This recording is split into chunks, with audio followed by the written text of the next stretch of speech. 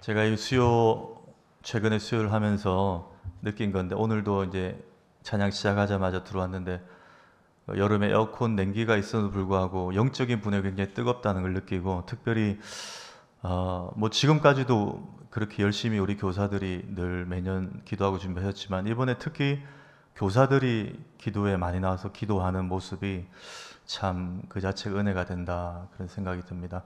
우리 한번 격려의 박수 하겠습니다. 예. 네.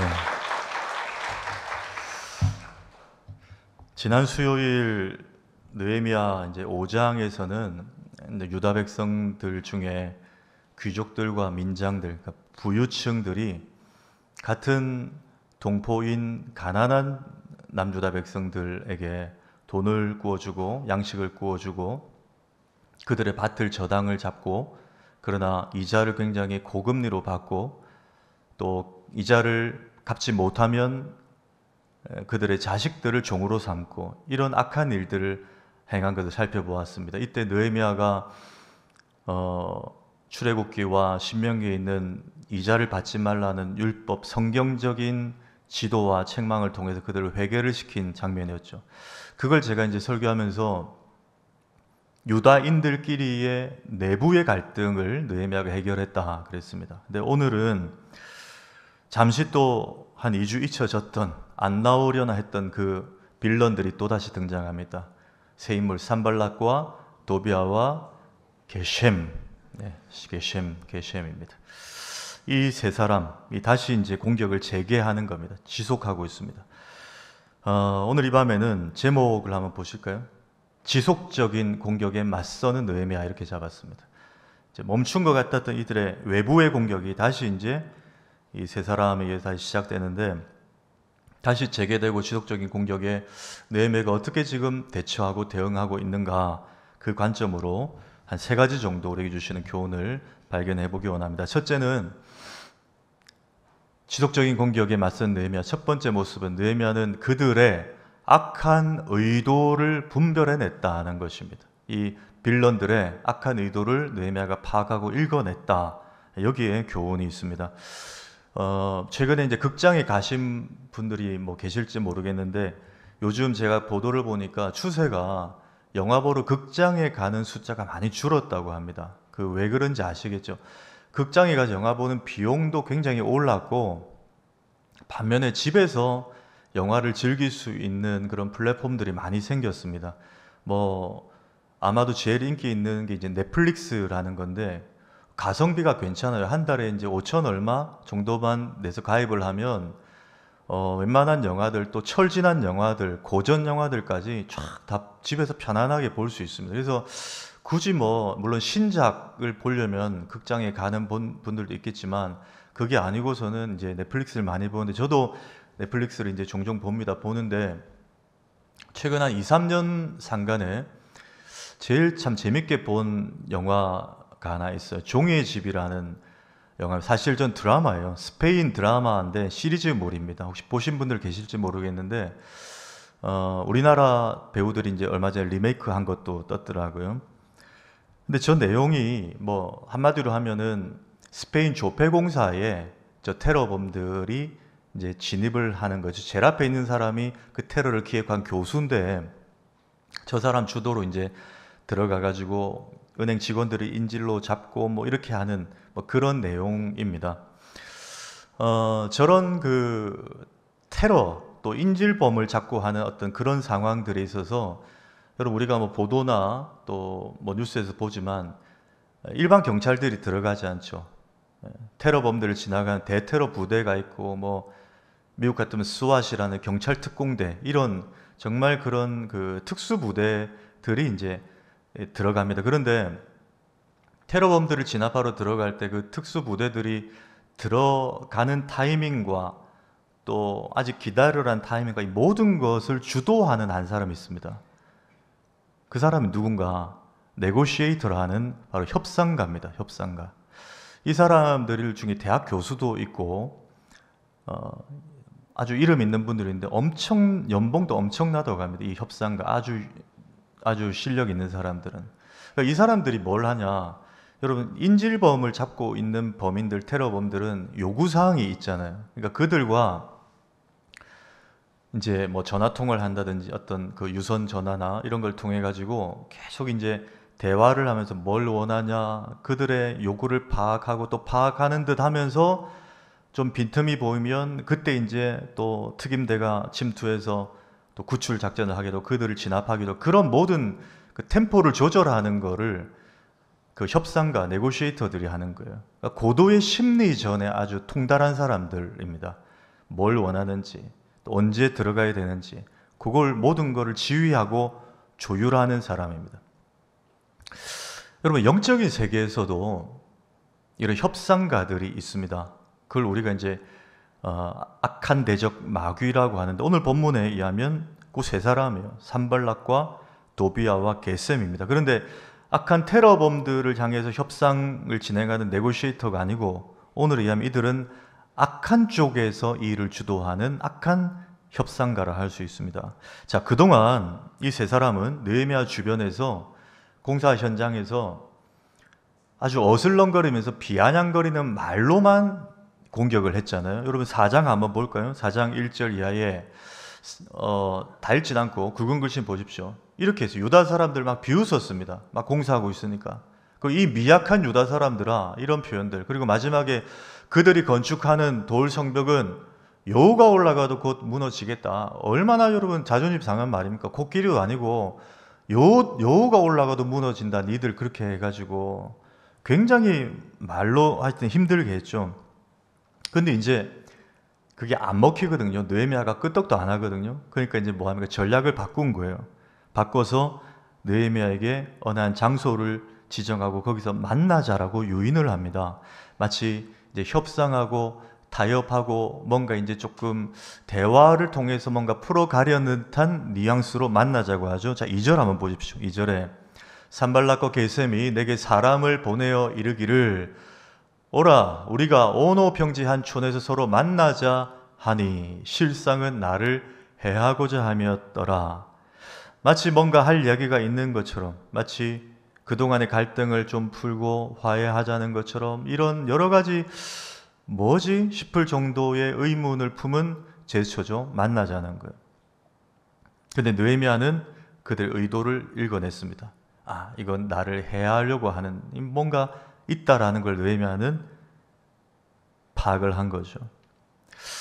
여러분, 이렇듯 죄나 악은, 혹은 죄악은 우리에게 때로는 협상하는 듯 합니다.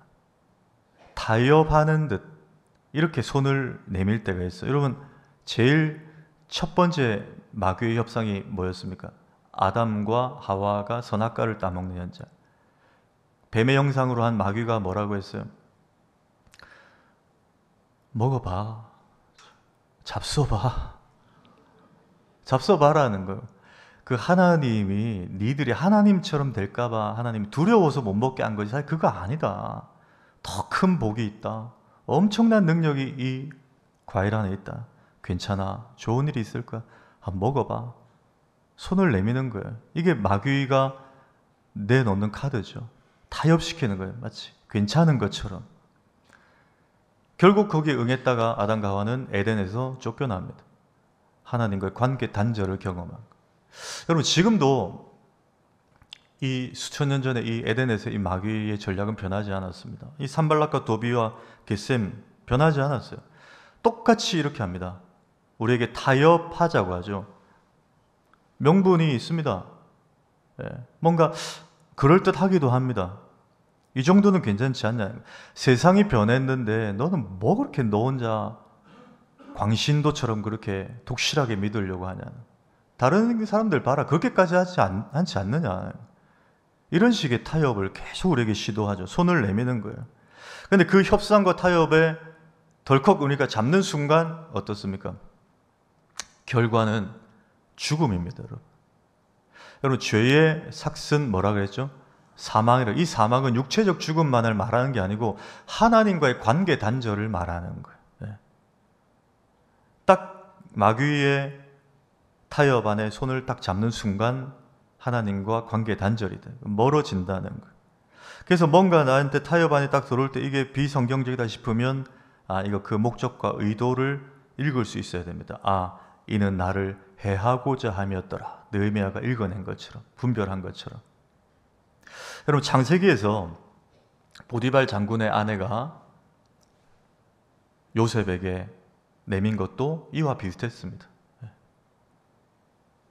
조셉? 원래 조셉이에요. 아무도 보는 사람 없잖아. 우리 남편 요즘 군대 문제 터져서 바빠. 보디발 장군, 새벽같이 나가면 11시 넘어 들어와. 너하고 나밖에 없어. 너도 외롭잖아. 누나가 잘해줄게.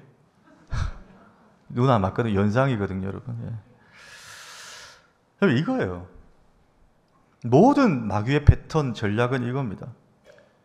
슬쩍 부드럽게 타협안을 뭔가 협상하고 마음을 맞추려는 듯하게. 근데 요셉은 뭘 봤죠? 그녀와 타협안을 체결하는 순간 나는 하나님과 멀어진다. 이걸 내다본 거예요. 내 생명은 끝이다. 근데 여러분, 우리가 여기까지만 생각하는 이 협상안이 미세스 보디발이 요셉에게 내밀었던 협상안이 여기서 끝이 아니었어요. 자, 창세기 39장 9절 마지막에 한번 보십시오. 내가 어찌 큰 악을 행하 하나님께 득죄하리까? 요셉이 이러니까 거기서 포기하지 않았습니다. 이 여자가. 이 여인이 날마다 요셉에게 청할 그 뒤로도. 여러분, 중꺾마 아십니까? 중요한 것은 꺾이지 않는 마음이다. 마귀에게 이게 있어요.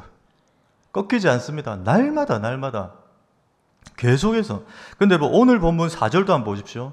느헤미야에게 한 번 만나지 않은 게 아니에요. 4번이나 이같이 나에게 사람을 보내되 나는 똑같이 나 이 성병 중수 공사 현장 이 일 때문에 이 역사를 중지할 수 없다. 난 못 나간다. 똑같이 느헤미야가 거절했다는 거. 왜? 그들의 수를 분별했기 때문이죠. 요셉과 느헤미야는 영적인 레벨이 비슷했습니다.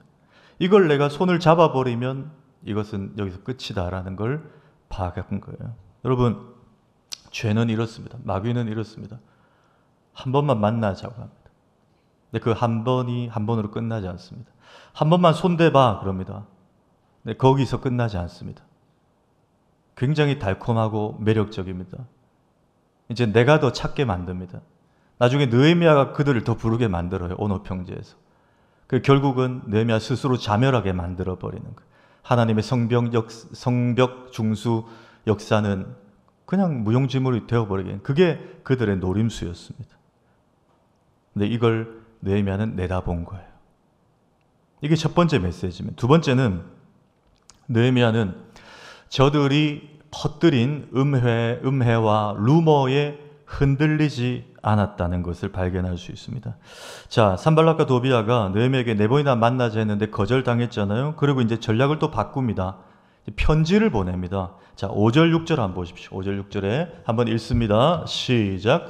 산발랏이 5번째는 그 종자의 손에 봉하지 않는 편지를 들려 내게 보냈는데 그 글에 이르기를 이방 중에도 소문이 있고 가스무도 말하기를 너와 유다 사람들이 오반하려 하여 성벽을 건축한다 하나니 내가 그 말과 같이 왕이 되려 하는도다. 네, 무슨 말이냐면 잠깐 띄어놔 주십시오.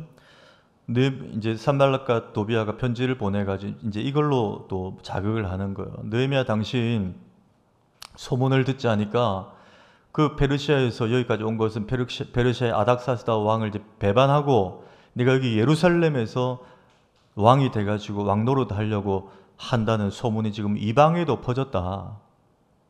그런 의도로 지금 와가지고 유다 백성들 마음을 얻고 성벽 공사를 진행하고 이렇게 하는 거라고 지금 소문이 파다하다라는 거예요. 근데 여기서 끝이 아니라 여러분 잘 보십시오. 셋째 줄에 누구도 그렇게 말했다고요? 가스무도 말하기를. 쉽게 말하면 우리가 가스무에게 들어보니까 네가 이렇다고 하더라는 거예요. 실명을 거론합니다. 그럼 가스무가 누굴까요? 성경의 처음이자 마지막으로 나오는 딱 한 번 나오는 인물이에요. 그 말은 중요하지 않다는 거예요. 이 중요하지 않은 사람의 이름을 산발락과 도비아가 거론을 했습니다. 그러니까 가스모에 대한 주석 해석도 없어요. 그 말은 뭡니까, 여러분?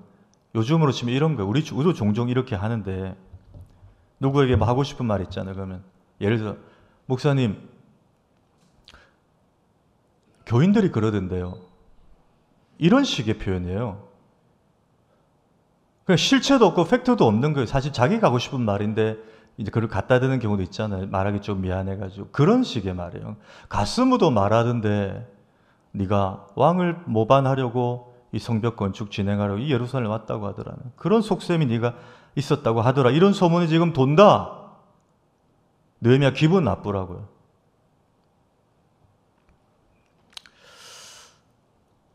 여러분, 우리가 관계에 의해서 뭐 세상도 마찬가지고 교회도 그렇습니다. 없는 말, 또 과장된 말을 하면 안 됩니다, 여러분. 이거는 하나님 앞에 큰 죄입니다. 여러분, 십계명 있죠? 십계명이 1계명에서 10계명까지 중에 여러분 다 아시잖아요. 1에서 4계명은 누구에 대한 거죠? 하나님에 대한 계명입니다. 5에서 10계명은요? 사람에게 대한 거죠. 이웃에게 대한 겁니다. 부모님 포함. 자, 5계명 부모님, 6계명요 살인, 7계명 간음, 8계명 도둑질. 여러분, 부모 공경, 살인, 간음, 도둑질 어떤 사회 도덕 윤리적인 관점에서 굉장히 중한 죄입니다. 그렇죠? 굉장히 우리가 무겁게 다루는 아주 결이 비슷한 그런 중한 죄들이에요. 그런데 여러분, 그 결에 이어서 나오는 9계명이 뭐냐? 한번 띄워 주십시오. 내 이웃에 대하여 거짓 증거하지 말라는 거예요. 여러분, 우리 이거 좀 상대적으로 가볍게 여기지 않았습니까? 살인하고 간음하고는 다르잖아요. 뭐 조금 없는 말, 과장된 말, 이웃 모함했다고 이렇게까지 말하나 싶은데 하나님은 5, 6, 7, 8계명 다음에 똑같은 무게로 저걸 두고 계시는 거예요. 저거는 살인, 간음, 도둑질과 똑같은 죄라는 거예요. 없는 말, 사실이 아닌 말, 과장된 말 가지고 형제를 자매를 모함하는 것들, 이런 것도 똑같은 거예요. 그런데 이런 산발락과 도비아의 공격 앞에 느헤미야가 뭐라고 하는가 보십시오. 8절, 내가 사람을 보내어 그에게 이르기를 네가 말한 바 이런 일은 없는 일이요, 사실이 아니라는 거예요. 느헤미야. 그리고 네 마음에서 지어낸 것이다. 너의 뇌피셜이다 그 말. 네가 지금 지어낸 거네. 느헤미야가 그렇게 답을 했다는 거예요. 그리고 이어서 말합니다. 9절에 이는 그들이 다 우리를 두렵게 하고자 하여 말하기를 그들의 손이 피곤하여 역사를 중지하고 이루지 못하리라 함이라. 다시 말해 느헤미야 이것도 파악했어요. 이들이 이렇게 또 나에게 루머를 퍼뜨리고 하는 것은 내가 흔들리면 유다 백성들도 흔들릴 것이고 유다 백성들이 이 소문을 듣고 진짜? 가령 이럴 수 있잖아요. 야, 느헤미야 그렇게 안 봤는데 진짜 그런 속셈이었어? 아닥사스다 하고 틀어져 가지고 지금 이 구말리 넘어 예루살렘 와가지고 우리를 이렇게 으쌰으쌰 해가지고 성벽 건축하는 게 결국 아닥사스다를 배반하고 여기 와서 자기가 왕노릇 하려는 그런 정치적인 속셈이 있었다고? 한두 명이라도 이 말을 진짜 믿는다면 여러분 공동체가 흔들릴 거 아닙니까? 그걸 파가 나뉠 거예요. 느헤미야파, 안티 느헤미야파. 안티들은 뭘 하겠습니까? 당장 공사 중단하라. 느헤미야 기자회견 하라는 거예요. 사실관계 밝혀라. 심지어 흥분한 사람들은 막 느헤미야 탄핵, 퇴진운동, 지금 공사가 중요한 게 아니다. 그런 속셈으로 우리를 이용했냐? 이렇게 나와 버릴 수 있다는 거예요. 그걸 산발락과 도비아가 노리고 이렇게 했다 하고 느헤미야가 지금 백성들에게 다 오픈하는 거예요. 그러면서 느헤미야가 이어서 말합니다. 9절에 중간에 마지막에 이제 내 손을 힘있게 하옵소서 하였노라. 마지막을 기도로 마무리하는데 내가 이런 상황에 하나님께 내가 이렇게 기도했습니다. 하나님 이제 내 손을 힘있게 하옵소서. 여러분 이 손을 힘있게 해달라는 표현이 뭘까요? 산발락과 도비아와 더 싸울 힘을 달라는 힘일까요? 아니죠. 성벽 재건을 더 힘있게 감당할 수 있는 힘을 달라는 거예요. 이게 굉장히 중요합니다, 여러분. 느헤미야는 산발락과 도비아가 아무 루머를 만들고 소문을 내고 하는 거에 에너지를 쏟지 않겠다는 결단을 한 거예요. 남은 힘을 다시 오롯이 성벽 중수 공사에 쏟겠다는 자신의 결의를 보여주는 겁니다. 왜? 억울하지 않나요, 여러분? 이렇게 넘어가면? 근데 느헤미야는 그렇게 하겠다는 거예요. 이유는 간단합니다. 사실이 아니니까. 아까 말했잖아요. 네가 말한 바 이런 일은 없는 일이요. 나는 왕을 모반하려고 뭐 여기 왕 되려고 여기 온 거 아니다. 그건 네 생각이고 네가 지어낸 말이고. 사실 아니다 딱 한마디 하고 끝이에요. 느헤미야는. 일일이 해명하고 다니지 않았습니다. 누가 그러던데. 이렇게 하지 않았어요. 사실이 아니다. 그리고 하나님 저의 남은 힘을 성벽 중수 공사에 온전히 더 쏟게 하옵소서.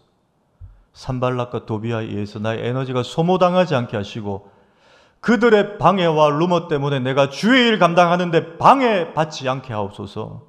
그렇게 결단했다는 거예요. 엄청난 집중력이죠. 엄청난 집중력.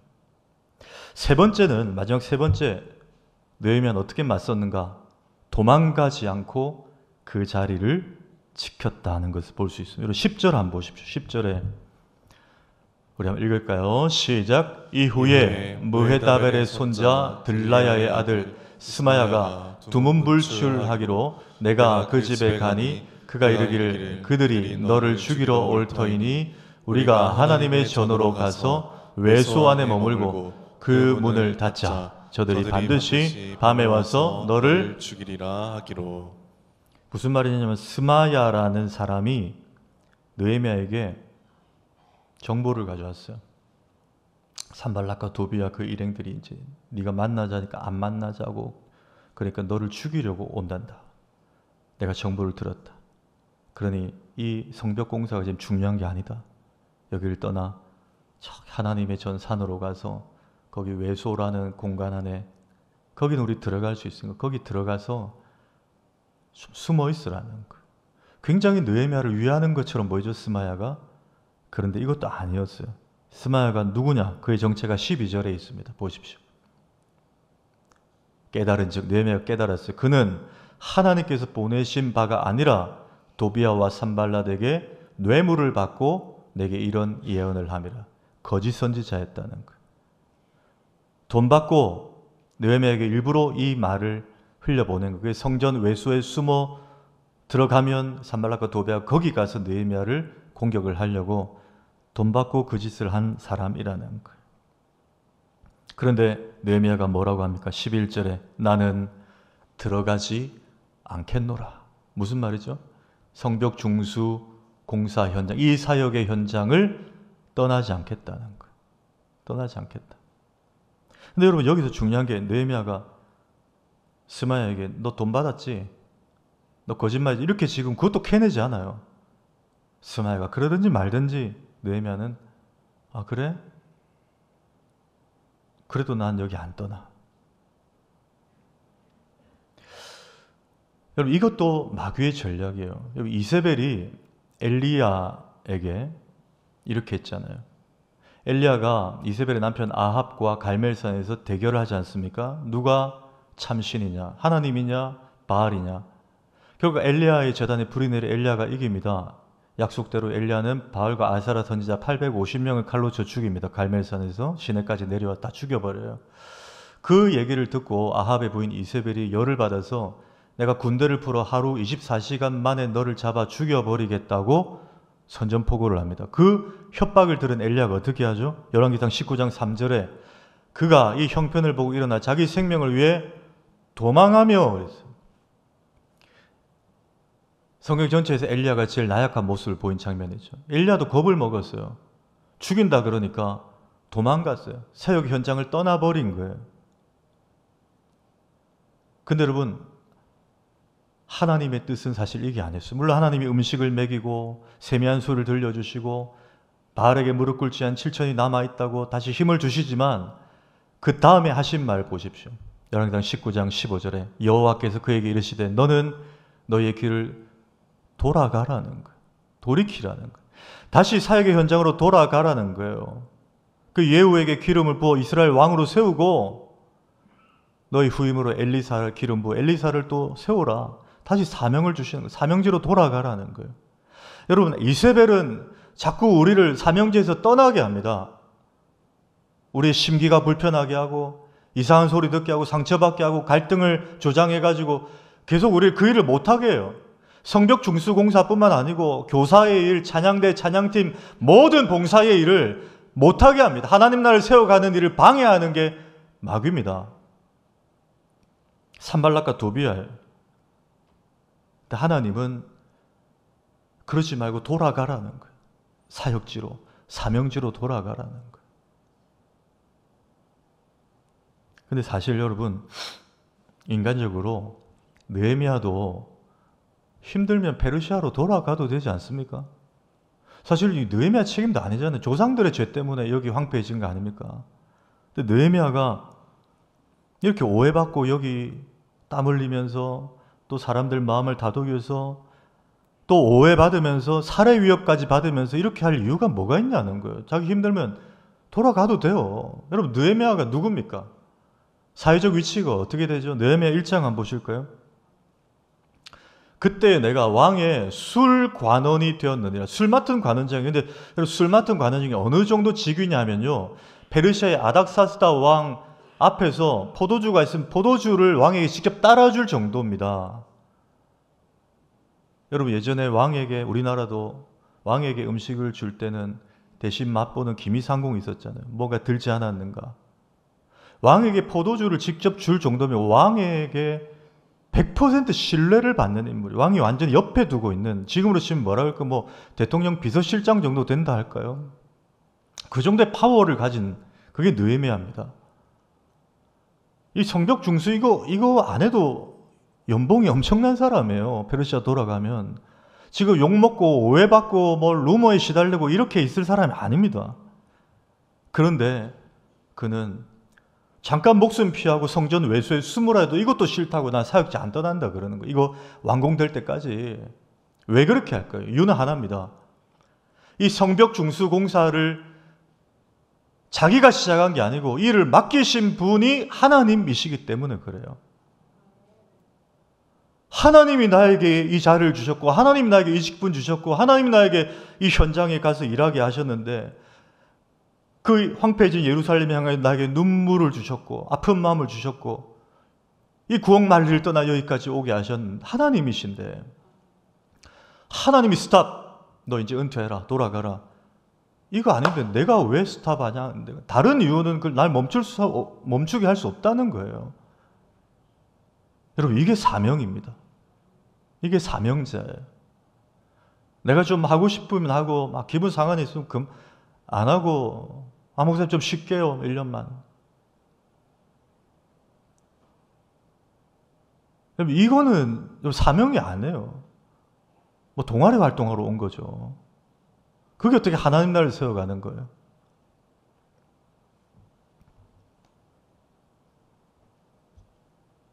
제가 방금 느헤미야가 누구냐 그랬어요. 왕의 최측근에 있는 사람. 오해받을 필요도 없고 여기서 이 생고생할 사람도 아닙니다. 그런데 마지막 적용합니다. 그러면 저와 여러분은 누굽니까? 우리는 누굽니까? 바울의 표현을 빌리면 고린도전서 3장 9절에 읽습니다. 시작. 우리는 하나님의 동력자들이요. 여러분 믿으십니까? 하나님의 동력자. 하나님이 우리를 필요해서 부른 사람들이에요. 여러분이 지금 섬기는 그 자리에, 그 직분에. 여러분, 지금 이제 용산으로 옮겨갔지만 청와대, 예전에 지금 좀 덜할지 모르겠어요. 청와대, 가족 중에, 친척 중에 청와대에 있다 그러면요, 굉장했지 않습니까? 지금 국정원, 옛날에 안기부, 그런 편이, 안기부에 따르면 나르는 새도 떨어뜨린다. 그게 권력의 힘이에요. 그렇죠? 거기서 일한다 그러면 대단한 겁니다. 뒷배를 가지고 있는 거예요. 근데 여러분, 우리가 누구라고요? 우리는 청와대, 용산 대통령실 정도가 아니고요, 아닥사스다 왕의 부름을 받은 술 맡은 관원장 정도가 아니고 하나님이 부르신 동력자입니다. 이때 아멘을 안 하시면 언제 내일 새벽에 하시려고. 다시요. 우리는 하나님이 부르신 동력자들입니다. 네. 두 가지를 가지셔야 돼요. 거룩한 자부심과 또 하나는 끈질긴 사명감입니다. 어떤 소리 들어도 그런 일 없습니다. 그럼 끝이에요. 만약에 그런 일 있으면 내가 즉각 회개해야 됩니다. 하나님 앞에. 그런 일 있으면서도 버티면 안 돼요. 회개해야 돼요. 근데 정말 그런 일 없으면 그런 일 없습니다. 그건 당신들이 지어낸 일이고요. 나는 성벽 중수공사를 마무리할 때까지 여기를 떠나지 않습니다. 나는 주차장을 떠나지 않습니다. 나는 식당을 떠나지 않습니다. 나는 교사를 떠나지, 나는 성가대를 떠나지 않습니다. 나는 찬양팀을 떠나지 않습니다. 나는 방송실을 떠나지 않습니다. 나는 새가족을 떠나지 않습니다. 나는 주보 들고 로비에서 서서 교인들의 첫 인사를 담당하는 이 안내위원을 떠나지 않습니다. 왜? 이거 소소하고 작은 일이라도 하나님이 나에게 여기 맡기셨거든요. 여러분, 이 마음이 우리에게 회복되기를 소원합니다. 하나님이 나를 부르셨다. 하나님이 스탑하고 하나님이 너 이제 떠나라 됐다. 너는 너의 고향 친척과 아비 집을 떠나라. 아브라함이 하신 것처럼 너 이제 떠나야 된다. 그때 아니고서 하나님 제가 여기 지키겠습니다. 어떤 소리를 들어도 어떤 상처를 받아도 어떤 갈등이 있어도 하나님 여기 지키겠습니다. 여러분 힘들고 지쳐도 이 사명으로 감당하시는 우리 교사들, 우리 모든 성도님들 다 되기를 주의 이름으로 축원합니다.